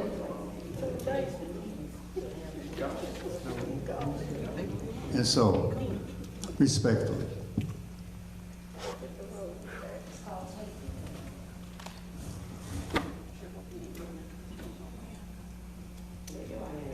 okay, so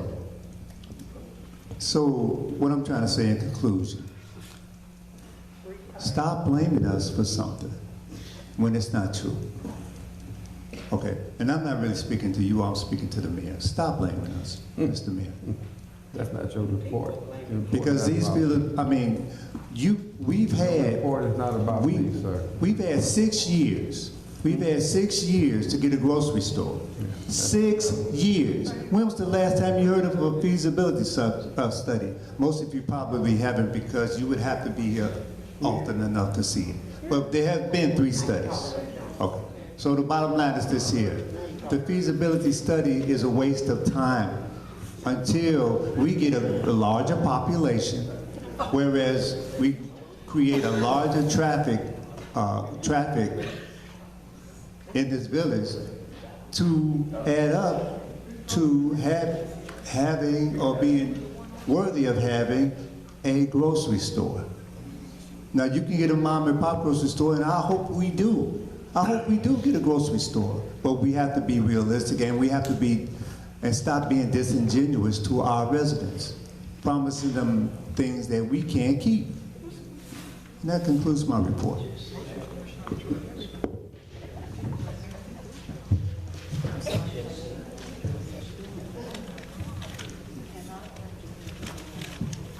Okay, when is your next meeting, sir? My meeting is every fourth Monday of every month. I don't have it in front of me. I didn't give. Would you want me to give it to you right now, sir? Yeah, I guess you do. Hold on.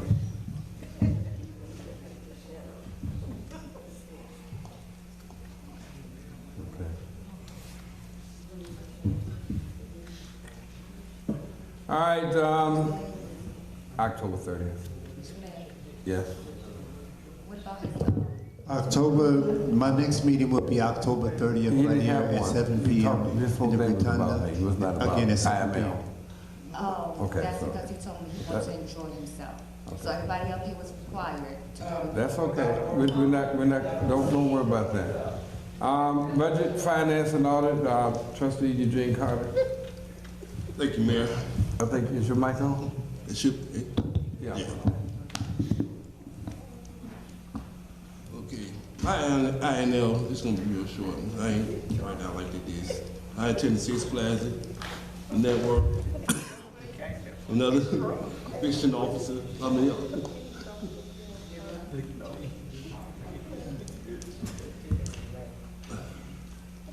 Okay.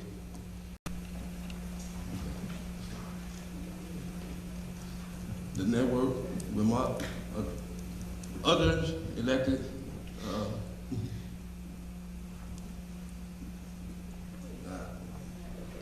I get nervous a little bit, y'all. Officials. Classes was helpful with learning about being new elected officials. A lot of information given from attending the conference.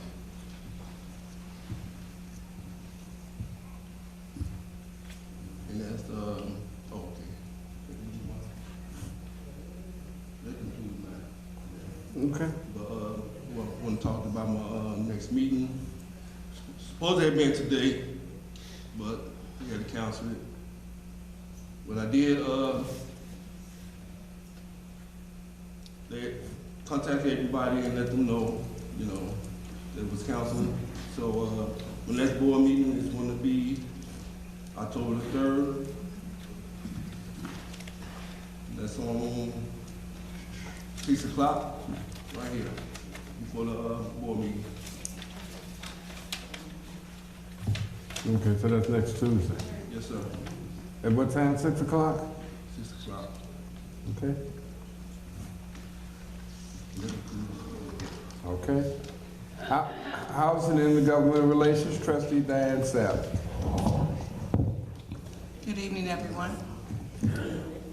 The Housing Committee meeting will be on October 9th at 7:30 in the Community Center. October 9th? Yes. Okay. 7:30.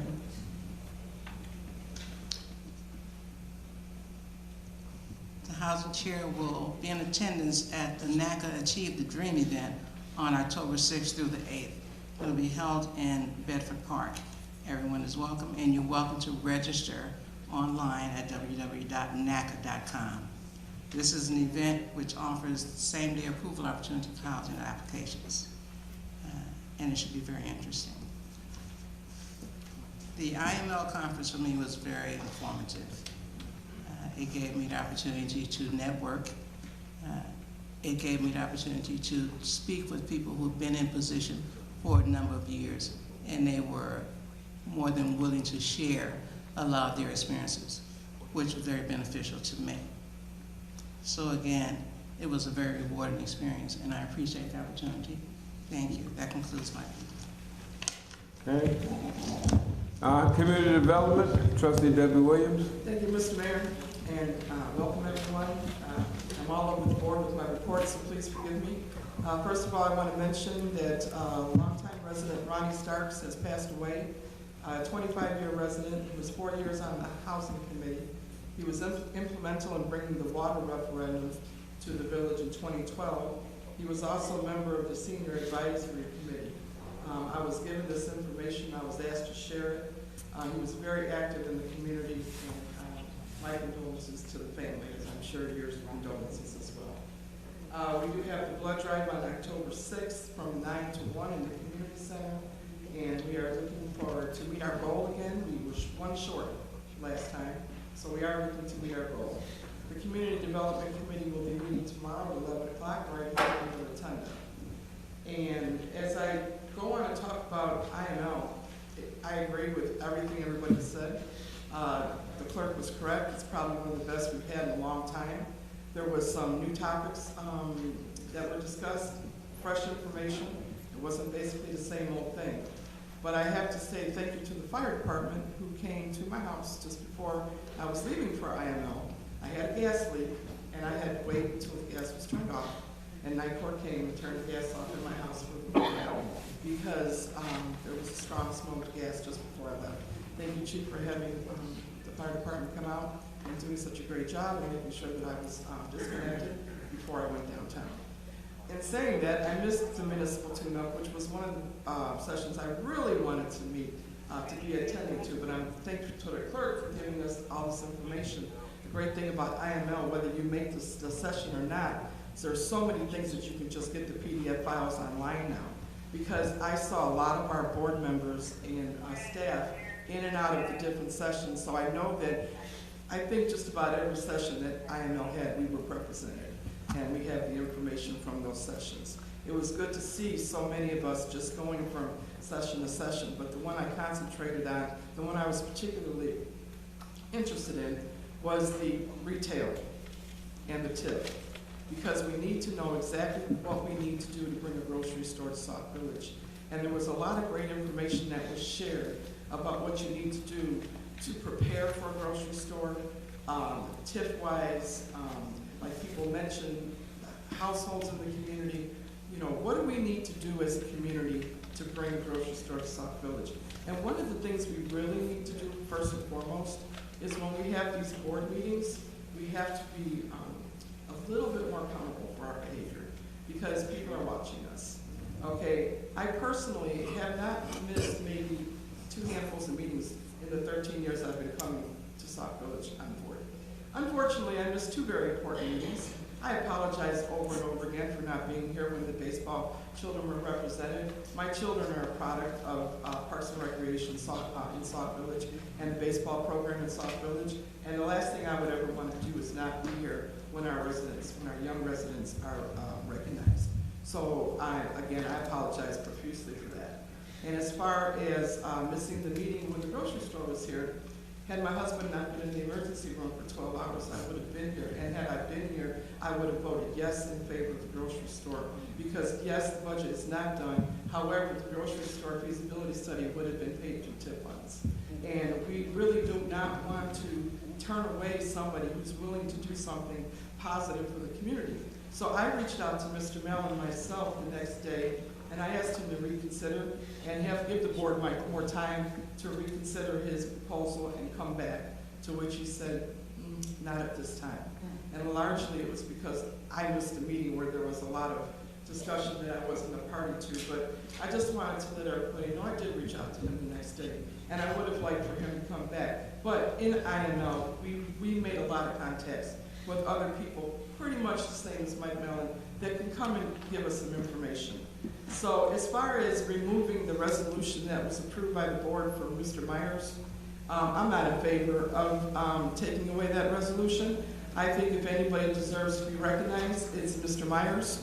I can call him Fire Department Myers, Code Enforcement Myers. I can give him so many titles. Trustee Myers, I can give him so many titles. I don't think there's any one person, living or dead, in Sauk Village that has done for Sauk Village what Ed Myers has done. So no, I'm not in favor of repealing that resolution. If anything, we've had it on the table since before April, because former trustee Bell is the one that brought it to the table, and he's been gone since April. So if anything, I think that we should have worked harder to make the corrections on that resolution. But the fine line is that the resolution calls for 12 years of being appointed or elected official. In my opinion, and I'm not saying I'm right, in my opinion, an elected or appointed official means someone that was either elected into the office or appointed into the office. And Ed Myers has been appointed into more offices than anybody else I know. So if you want to look at that first line, what does it mean? And I stand by the fact that I approved the resolution for him to have his honorary designation. I know others have gotten them in the past. Dennis King, for example, he was on the water department. He was not an elected official, but he was appointed. So I'm not going to be in favor of repealing that resolution. And as far as the Sauk Talk is concerned, I've been on the Sauk Talk committee since 2005. At first it was with Dept Carl, who was doing the Sauk Talk back then, and then it was with Trustee Williams, who's now Rosie Williams Bay. When she had the committee, I worked with her on the Sauk Talk. I have never known any article that was submitted for the Sauk Talk to be rejected, as long as it had quality that helped our residents, information and quality that helps our residents. Now, if anybody would like to submit an article to the Sauk Talk that enhances the communication in the village, let me just say that this is what, October, September 26th, I got one Sauk Talk article, and it was 3 days late. And we all have to run by deadlines. I'm giving deadlines every day, but the mayor did turn me in 3 days late. But I'm going to accept it because it's the mayor's article. And it has a lot of information on there. Although it doesn't have the trick-or-treat hours, and it doesn't have the hours for the trunk-or-treat, which I think we need to make that correction before the Sauk Talk is done. But nobody is submitting information for the Sauk Talk. I begged and begged and begged to bring the Sauk Talk back because I feel that one of the things that we lack the most as a board and as a community is a way of communicating. Now, there is the e-news, there is the website that severely needs to be updated. But what's wrong with people looking at the Sauk Talk once a month on the website or coming to the village hall and getting a copy? And what's wrong with people? I've heard a lot of things going on in October. I got nothing, not one flyer. So before we criticize what I have put in the Sauk Talk, can we add some information? I'd like to add the NAC workshop. I'd like to add a flyer about what Donna Brown and Trustee Johnson, thank you. I have nothing from them.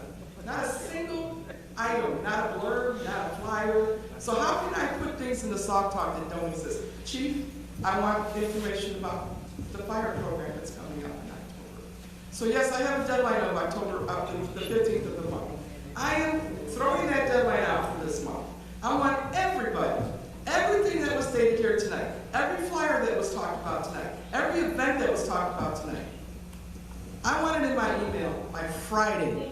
If we can get that by Friday, dwilliams@saukvillage.org. And any resident who feels that they have an event coming up in or around Sauk Village that will be for the betterment of our children and our residents in Sauk Village, please, by Friday at noon, because my committee is meeting tomorrow at 11 o'clock.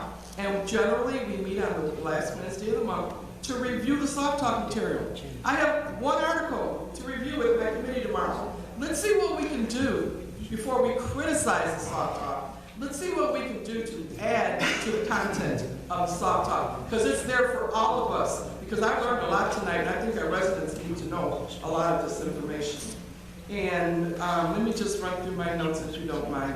So please, can we have a time for the trunk or treat?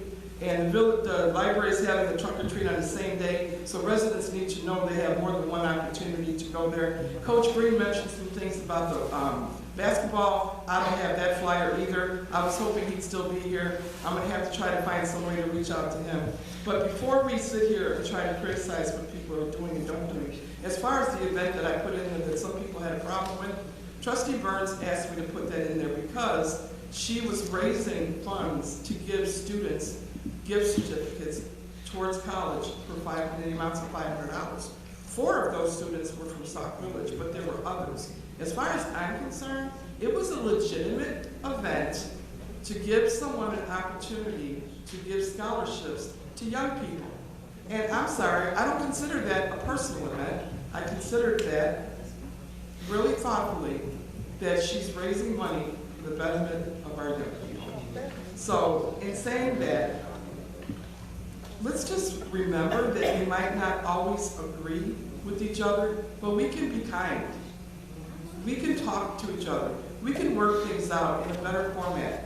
And if it means stepping up to the podium and calling my name out about anything that you think I'm doing wrong, you know what? A lot of people have my phone number, and if you don't, I'll be happy to give it to you. I'll sit down, have a cup of coffee. I'll buy you dinner. Let's talk. I can talk to anybody, but we can communicate better. So thank you, and please, Sauk Talk, articles by noon, Friday. I want to see how many I get now that I've gone above and extended this deadline for everybody.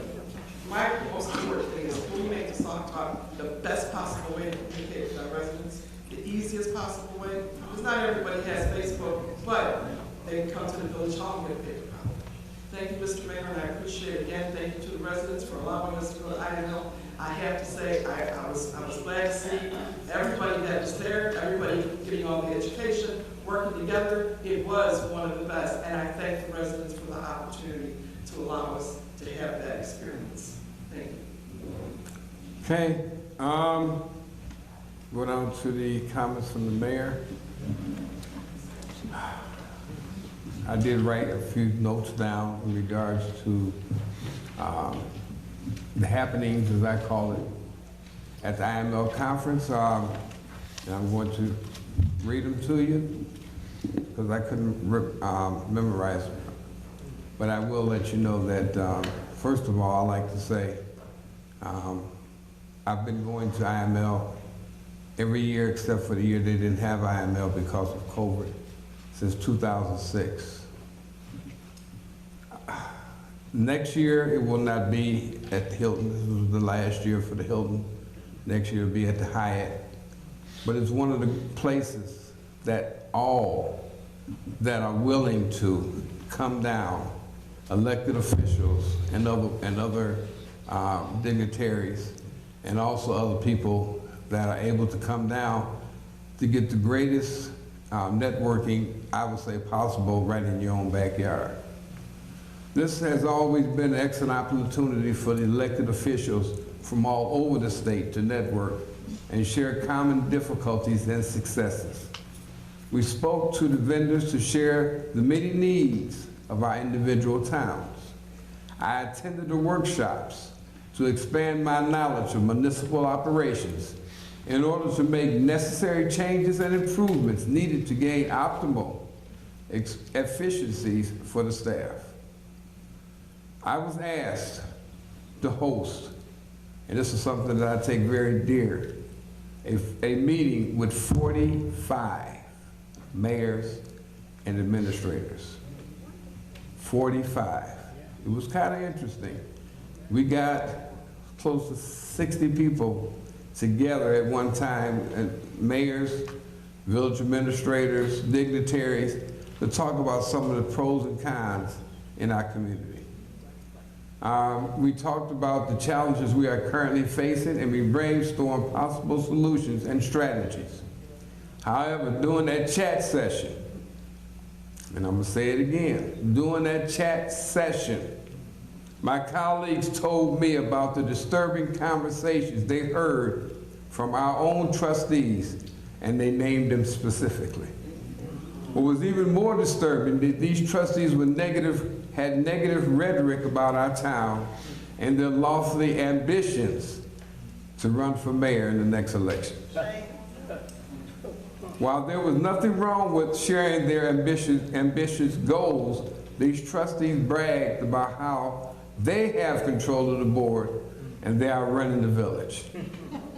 It was totally embarrassing, unnecessary, and should have never taken place at a non-political and public event such as IML. We, as representatives of Sauk Village, should keep these type of discussions and vindictive behavior here in town and not in public arena that could most likely damage our village reputation and potentially lose much needed services for our residents. Going forward, I hope that we can come together for the good of the people we serve. Now, I said that because we were talking about some of the things that we need to do, how we're gonna get our money from the state and things like that. And then a couple of the mayors said, we feel sorry for you, man. You know, that you're going through this. Yes, you gotta go through a lot anyway, but to have your own people come up and make comments and say certain things about the community. And then, and I know that was talked about just now, how they found out about it. I have no idea how other municipalities found out that we voted down a study to try to bring a grocery store into our area. Now, they were saying to them, they were asking me all kind of questions. Who did you talk to? Who was the person that brought the study in? Can we talk to them? I'm like, oh, hold it. So I'm not going to give another person a chance to shoot at me, especially with a different town. But to have that said in front of the people, that I have people that are in the town to talk about. Talking about me is one thing, as I said before. When you talk to say that we're not doing this and not doing that, people see that. And it was stated.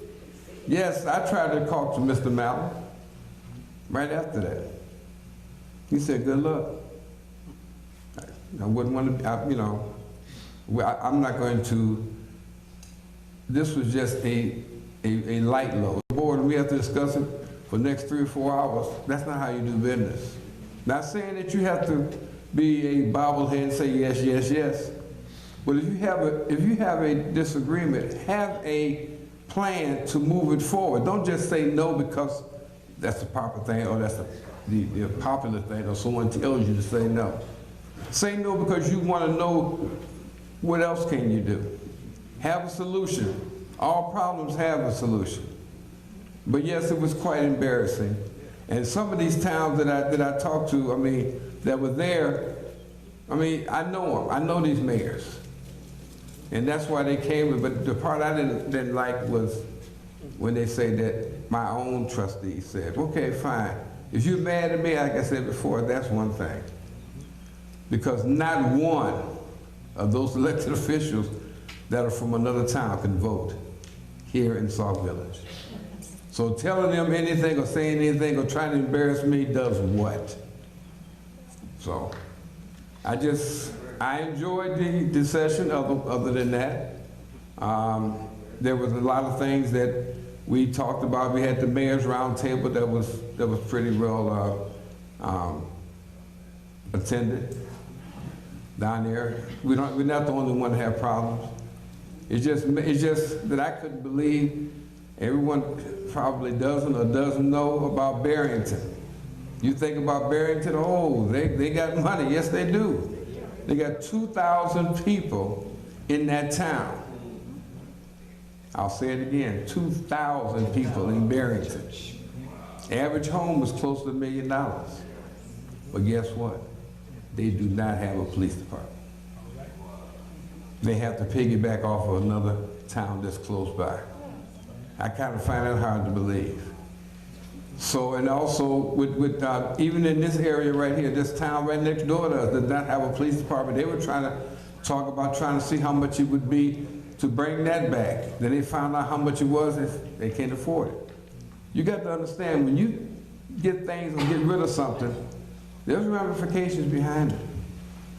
There's ramifications behind it. Don't just get rid of it or stop something just because someone says something. This is your town. This is your taxes. This is what you go to bed and wake up every morning here. Police and fire are doing a great job. People that I try to talk to, and people say, well, why did you bring this or why? It's not a rhyme or reason. I don't have any connection to any person that works here in this village. I did that on purpose.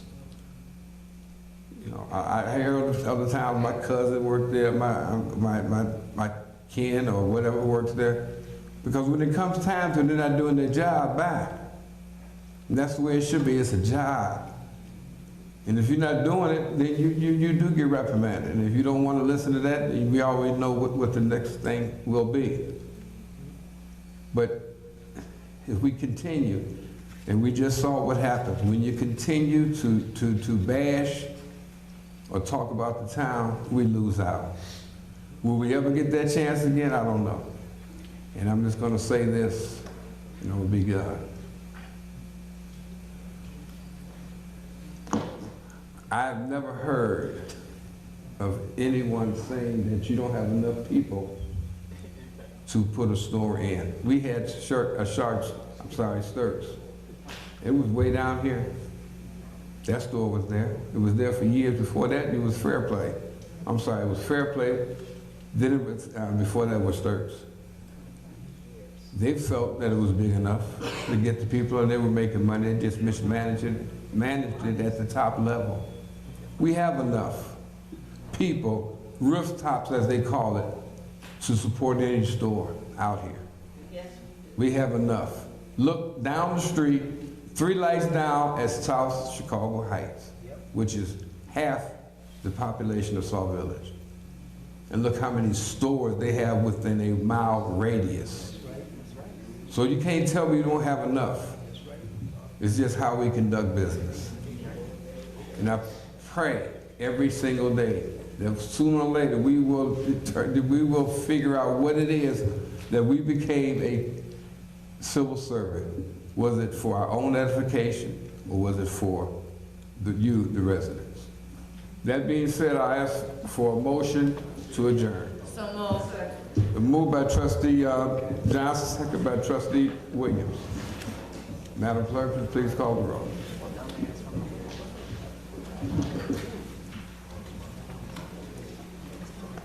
Trustee Carter? Yes. Trustee Coleman? Yes. Trustee Johnson? Yes. Trustee Sapp? Yes. Trustee Williams? Yes. Trustee Burns? Motion carried. Good night, everyone. Be safe.